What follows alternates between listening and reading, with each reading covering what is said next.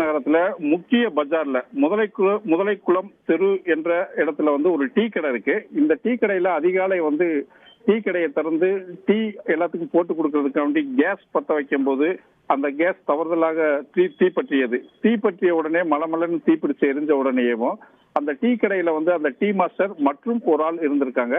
Tea மலமலன் பிடிச்சதை பார்த்து மற்றொரு ஆள் அந்த தீயிலிருந்து தாவி வெளியில ஓடி வந்துட்டாரு.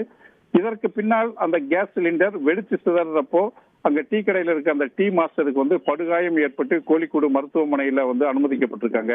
இது மட்டும் இல்லாம வெளியில வந்த ஆளுக்கும் தலையில சிறு சிறு காயங்கள், தீ காயங்கள் ஏற்பட்டிருக்கு. அவரும் சிகிச்சை எடுக்கப்பட்டு வர்றாங்க. இந்த சம்பவம் பாத்தீங்கன்னா அந்த இடத்துல பெரும் பரபரப்பை ஏற்படுத்துனே சொல்லலாம்.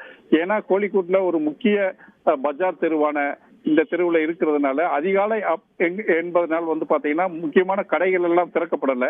இருந்தாலும் ஒரு சில கடைகளுக்கு தீ பரவியவுடன் பொதுமக்கள் மற்றும் தீயணைப்பு